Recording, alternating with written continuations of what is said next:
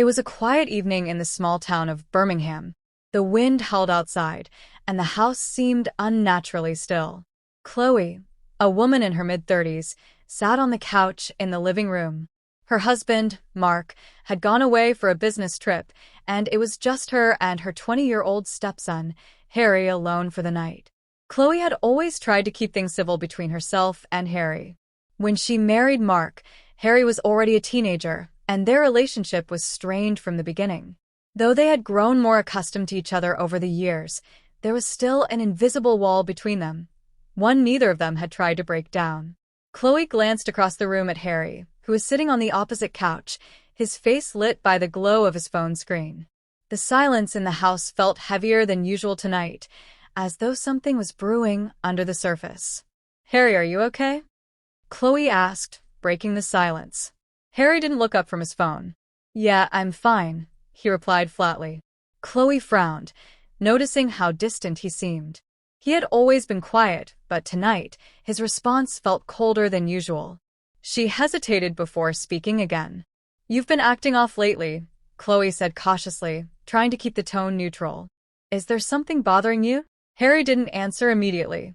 Instead, he glanced at her, his expression unreadable. "I'm fine," he repeated, a little more sharply than before. His words hung in the air, and Chloe couldn't shake the feeling that something was amiss. The night stretched on, and Chloe couldn't stop thinking about the odd tension in the air. Harry had been acting strangely for days now, and tonight, it felt as though that strange energy was building to something she couldn't control. As much as she wanted to reach out, she couldn't help but feel like Harry was shutting her out more than ever. Around midnight, Chloe decided to go to the kitchen for a glass of water. As she walked down the dark hallway, her footsteps seemed unnaturally loud in the silence. She paused for a moment at the kitchen door, as if sensing that something was off. But when she entered, the room appeared empty. The fridge door was ajar, and a glass had been knocked over, spilling water onto the counter. "Harry?" Chloe called, feeling a chill run down her spine. There was no answer. She stepped forward to clean up the mess, her heart pounding. But just as she bent down to pick up the glass, she heard footsteps behind her. She turned quickly, but it was just Harry standing in the doorway, staring at her. His face was blank and he didn't speak. "Harry, what's going on?" Chloe asked, her voice tinged with frustration. "Why are you acting like this tonight?" For a moment, Harry didn't answer. He just stood there, watching her with an unreadable expression. Then finally he spoke. "Maybe it's not me," he said quietly. "Maybe it's just everything else." Chloe blinked, not sure what he meant by that. "What do you mean by that?" But before Harry could answer, he turned and walked out of the kitchen without another word. Chloe stood there for a moment, feeling a knot tighten in her stomach. The tension between them was palpable, and she had no idea how to fix it. She had tried to be patient, to understand him, but it seemed like she was losing him somehow. Every time she thought she had a grip on their relationship, it slipped further away. The rest of the night passed in uneasy silence. Chloe stayed in the kitchen for a while longer, contemplating what had happened, but there was no resolution, no answer to the questions swirling in her mind. By the time she went to bed, she felt more distant from Harry than ever. She didn't know how to bridge the gap between them, nor did she know how to deal with the strange, uncomfortable feeling that lingered in the air. As she lay in bed, her thoughts kept drifting back to the moment in the kitchen, to Harry's cryptic words. Was he just frustrated with the situation at home? Or was there something more going on that she didn't understand? The house was quiet, but Chloe knew that the silence wasn't just the calm before a storm.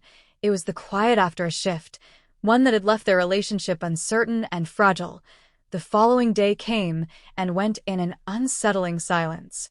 Chloe tried to engage Harry in conversation, but he remained distant, his responses short and clipped. The tension that had been brewing the night before hung over them like a heavy fog. It wasn't just the silence, it was the unspoken words, the emotions neither of them wanted to confront. Chloe had always been patient with Harry, understanding that being a teenager at the time of her marriage had been difficult for him. But now, at 20, he was no longer the boy who would look up to her with uncertainty. He was a young man, forming his own opinions, creating his own boundaries, and Chloe wasn't sure where she fit into his life anymore. She spent the day cleaning around the house, trying to distract herself, but Harry's presence in the house was unsettling. When they were in the same room, the air felt thick with unresolved tension. It was as though every glance exchanged carried a hidden meaning, and Chloe had no idea what to make of it. That evening, as the sun began to set, Chloe stood in the kitchen, preparing dinner. She could hear Harry in the other room, but his footsteps were strangely quiet, almost as if he were trying to avoid her. The thought unsettled her further. "Harry," Chloe called out, her voice more tentative than she intended. "Dinner's almost ready." There was a long pause before she heard his reply. "I'm not hungry." Chloe's hands froze in the middle of chopping vegetables. His response stung more than she expected. She didn't want to push him, but the distance between them was becoming unbearable. She put down the knife and walked into the living room, where Harry was sitting, his attention fixed on his phone. "Harry," Chloe said, her voice softer now, trying to ease the growing tension. "Please, can we talk?" Harry didn't immediately look up. When he did, his eyes were distant, like he wasn't really seeing her. "There's nothing to talk about," he replied, his tone sharp but lacking emotion. Chloe took a deep breath, struggling to keep her composure.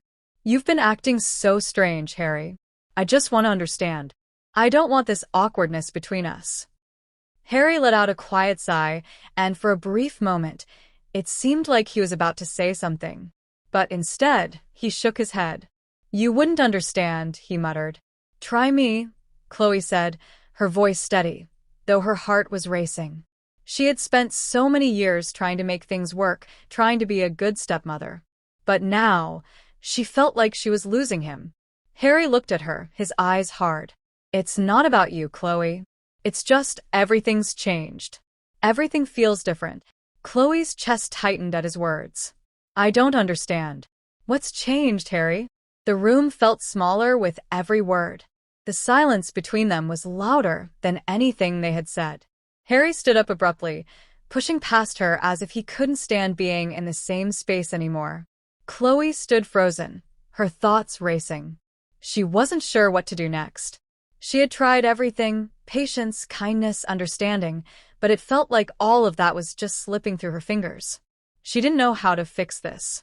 The night wore on, and Harry retreated to his room without another word. Chloe stayed downstairs, her mind consumed by the conversation they